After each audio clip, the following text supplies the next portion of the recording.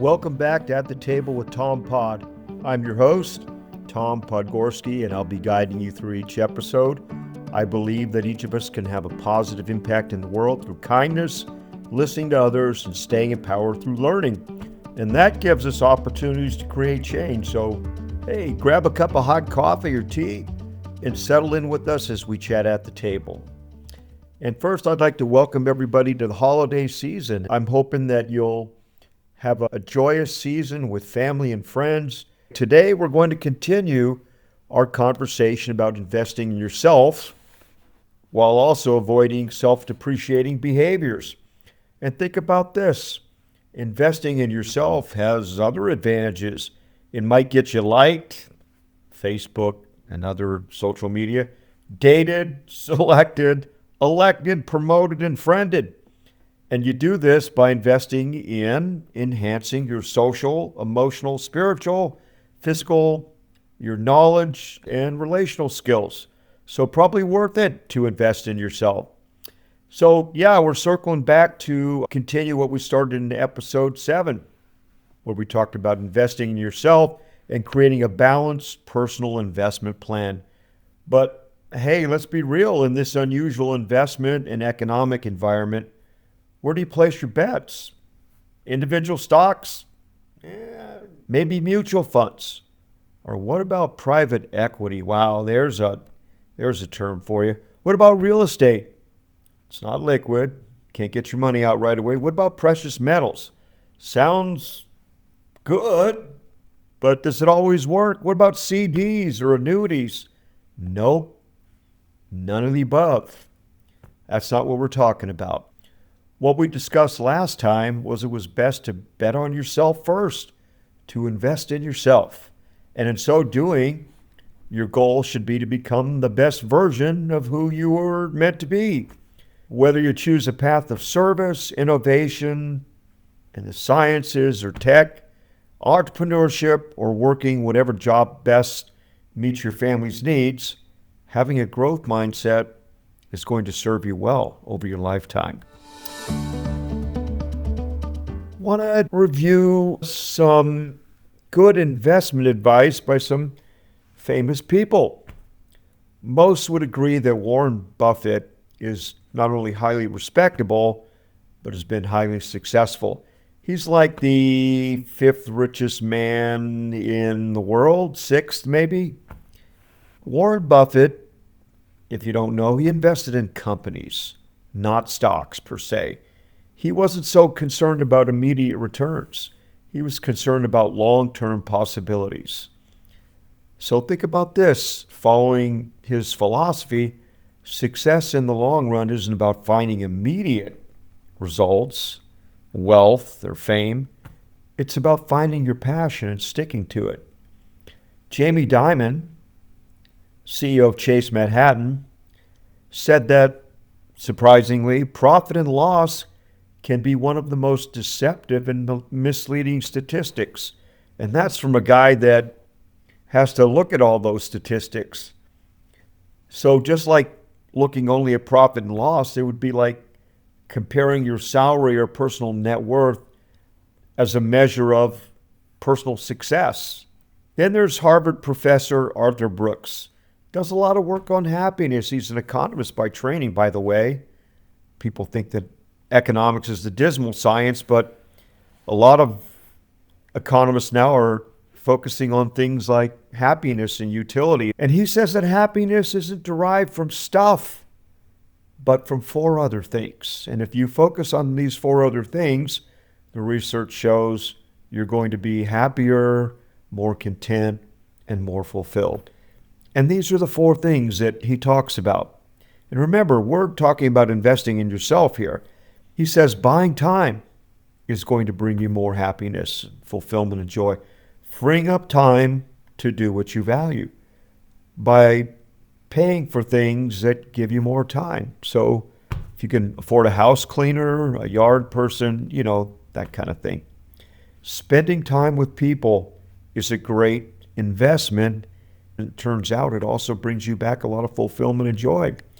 Giving it away, giving your wealth away, giving your resources away And when you do that, you become a problem solver. You're contributing to the solution of some problem, whether it's a nonprofit or some other cause. And if you think about it, going back to Warren Buffett and some of the other wealthiest people in the world, they are, many of them, literally giving their wealth away to these nonprofits and other causes like fighting diseases in the world and reducing infant mortality rates, stuff like that. So by giving their money away, they are leaving a lasting legacy on the world, and they're becoming great problem solvers. I love it. I absolutely love it. We're going to come back to that one too. You could save it, meaning that you could save your resources to use for a rainy day or a purpose as of yet not determined. And then there's the fifth thing that Harvard professor Arthur Brooks says you can do that doesn't bring you happiness per se.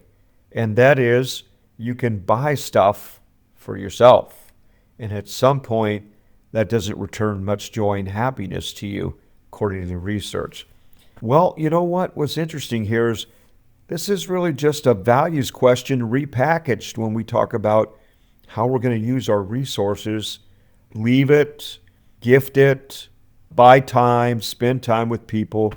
So we want to know what is fueling your personal investment decisions, since that's what we're really talking about here. Being the Christmas season, I thought I'd mention Ebenezer Scrooge.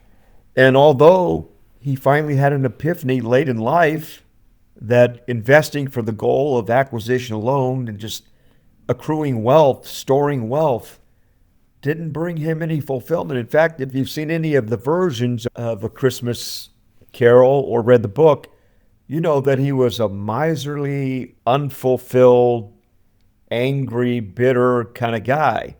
It wasn't until he realized that fulfillment often comes by way of sharing what he had accumulated, his resources, particularly monetarily, that he found this ultimate fulfillment. And so it's a feel-good story. If you haven't seen it, I recommend watching a version of it. So ultimately, having a personal growth perspective through investing in self is what allows us to, if you will, become more fulfilled by also thinking about investing in others and donating our time and resources. So the question is, how do we do this? How do we create a life investment plan that brings us the most fulfillment and meets our values and goals? Well, I can tell you this, it's not by putting all your eggs or your energy in one basket. Just like nobody would invest in one stock, not if they have some wisdom. You would never do that. You're going to diversify. So that's what we're talking about here. Your best investment decision may be to invest in yourself first by focusing on your personal growth. And like a good insurance policy, you want to protect yourself from negative activities or behaviors that's going to take away from your growth as a person, your personal investment. As they say in the investment world, it's not what you make, it's what you keep. So in that last episode at the very end, we talked about building a strong base plan. And BASE is an acronym. It stands for balanced, achievable, sustainable, and equitable. So let's run through those 4 words in just a minute here. No matter what age group you find yourself in, of course, having a plan based on goals and values is going to help you determine how to best invest in yourself based on whatever period of your life you find yourself in. If you're young, you're going to invest differently than if you're a little older. Interestingly enough, according to the Odyssey Plan, and that's research developed by 2 Stanford professors, Dr. Bill Burnett and Dr. Dale Evans, they came up with this template called the Odyssey Plan. And it basically is asking 3 questions and helping you populate that or pixelate that plan so you can move forward in an organized and cogent way. And that is asking these three questions now. What do you want out of life? Where are you now and how can you get that? That's one question, by the way. I'm cheating a little bit. And then they have the what if scenarios. So it's downside planning. And that kind of lines up with protecting yourself on the downside from your miscues, your mistakes, your bad behaviors, your bad habits, so you don't take away from your personal plan. So, according to these Stanford professors, this is exactly what you should be doing. Creating this plan where you decide what you want, goals and values. You assess where you are now, and then you plan for the downside. So let's talk about creating a personal mission statement. Of course, that's going to be based on your priorities and values, right? Remember, the big picture for your life, investment goals and plan should be to enrich yourself, not necessarily to get rich. There is a difference. So let's talk about the goals and action plan. What do I need to change right now? In the next 3 to 6 months? In the next year? In the next 2 to 3 years, 5 years? And what about a long-term plan, 10 plus years? So in other words, as you stand here and you look forward, what goals would you like to achieve? Starting with the 10-year goal, what do you need to do in the next 3 to 6 months to start moving toward that goal or goals? What do you need to do in the next year to make that happen? So it might be going back to school. It might take you some time to register for classes, get your transcript ready, and that sort of thing. What about going back to trade school? What about changing jobs? The job that you currently have doesn't match up with your goals and priorities. Remember, we're trying to create the best version of ourselves, and it might take some time. We want to start your personal investment plan with the following. What are your main goals? Where are you now? Before you can really take any action, you need an honest assessment of who you are. And that would include things like, what are you interested in? What are your strengths and weaknesses? Because in those first 3 months, 6 months, 1 year time intervals, you might need to work on some things, get some things cleaned up. What are your priorities? So as you think about your plan and your goals, exactly what are your priorities? And you can get specific here, because if you don't get specific and have action items, it's so easy just to let it go. Well, so you're going to do that tomorrow, but tomorrow never comes. What are the challenges and obstacles that are in your way? What's your plan B? The first word we want to focus on actually is balance. You want to implement your investment improvement plan without ignoring other important areas of your life. Said another way, you want to invest in different parts of your life to create a scale that is in balance. So in other words, you don't start off by ignoring your friends and family and other important relationships. You want to keep your social, emotional growth in balance. You want to keep your physical health in balance by having time for exercise and sports. You want to do personal growth like hobbies, because that can give you ideas and enrich your execution of your plan. You don't want to ignore your spiritual growth, and your plan should not cause you to stray from your values and goals. Don't sacrifice sleep and health and family or integrity as you execute your plan, so keep it in balance. The next thing, which people often forget about, is the A for achievable.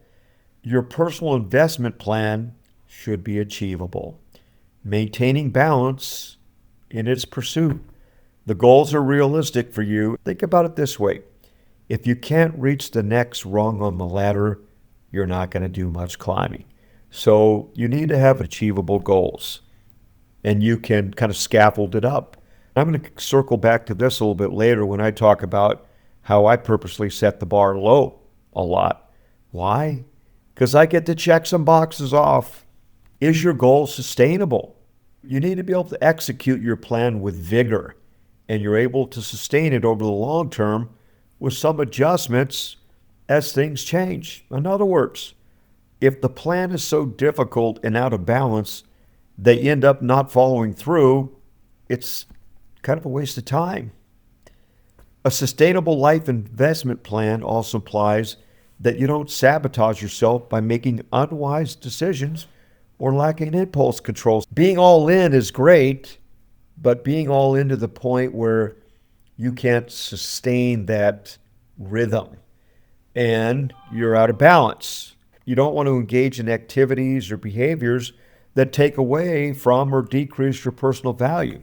So based on that, what are some areas you should work on?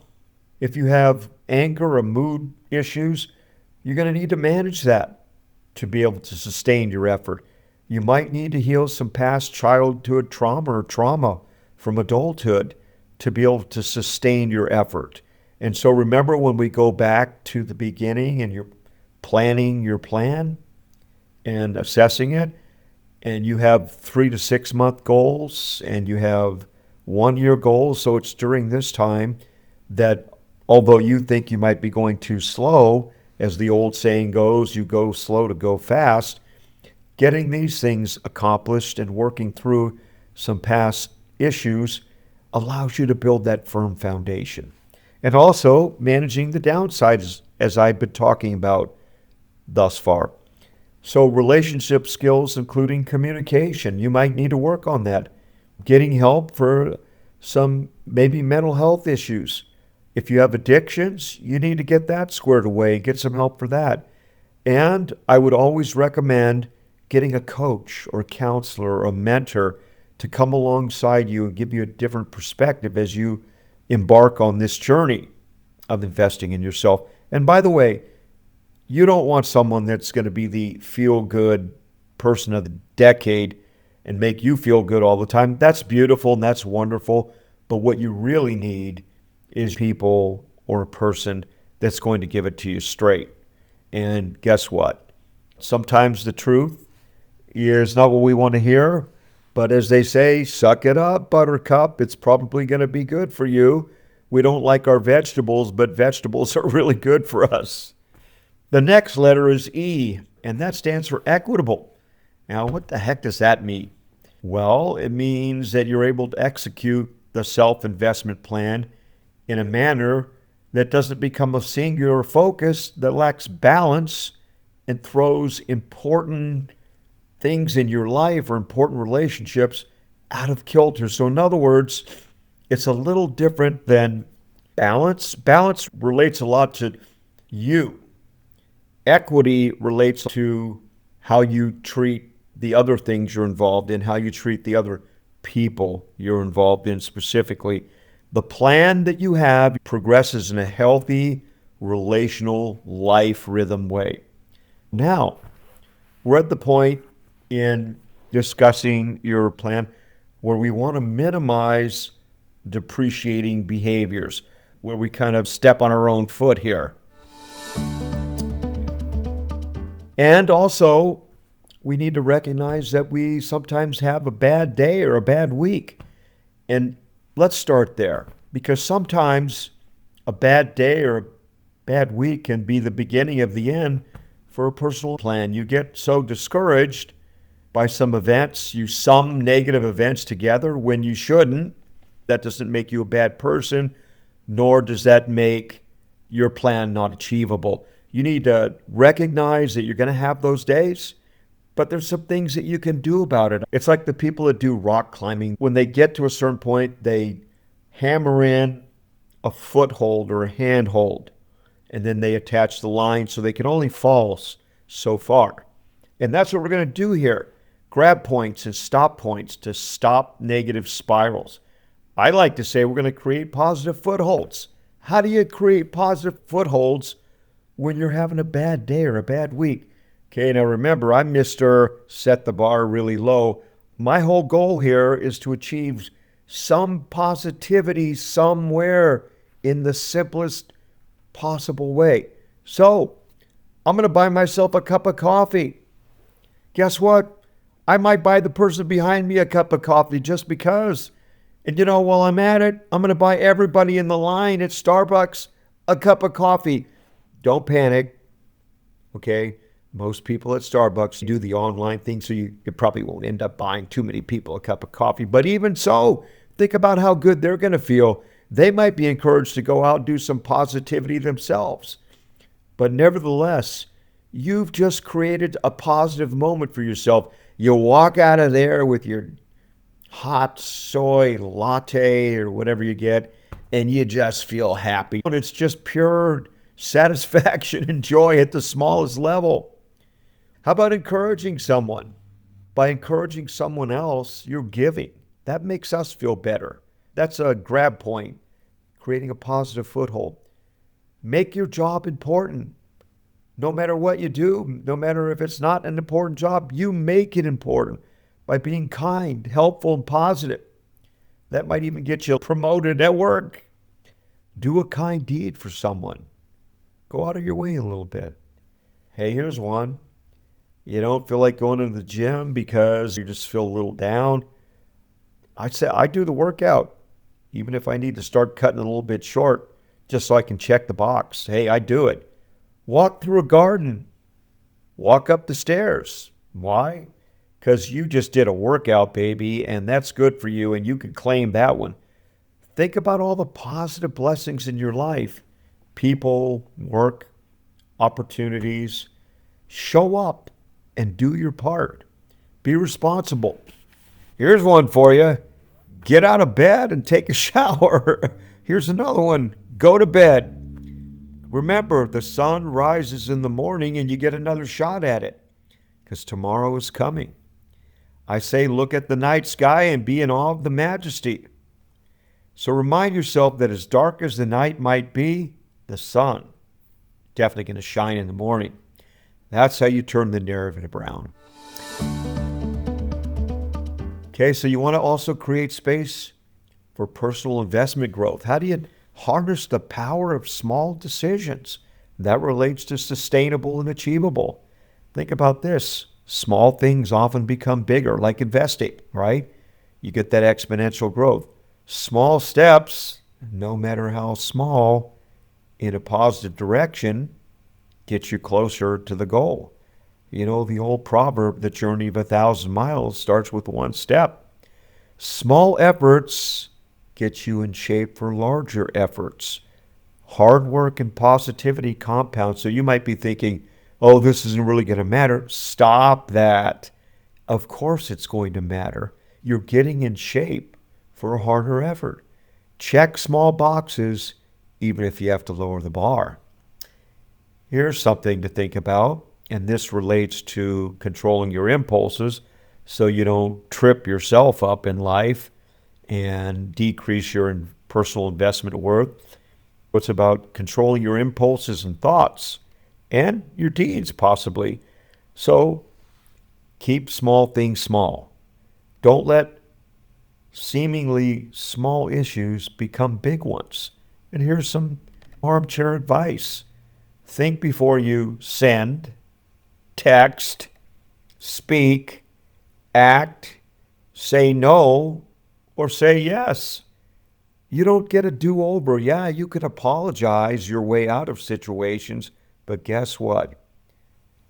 People will forgive you because you said you apologize, but that's what was on your mind when you said it, sent it, spoke it, or acted on it. And even though people can forgive you, they're not going to forget your lack of impulse control. Some wise advice there. Think about this. Small things can become big. Some of this is, of course, positive. Small positive investments in yourself, they grow. Small, consistent, hard work is noticed, and it does build forward motion. Small acts of kindness, even if nobody else except for the one person knows about it, builds positivity.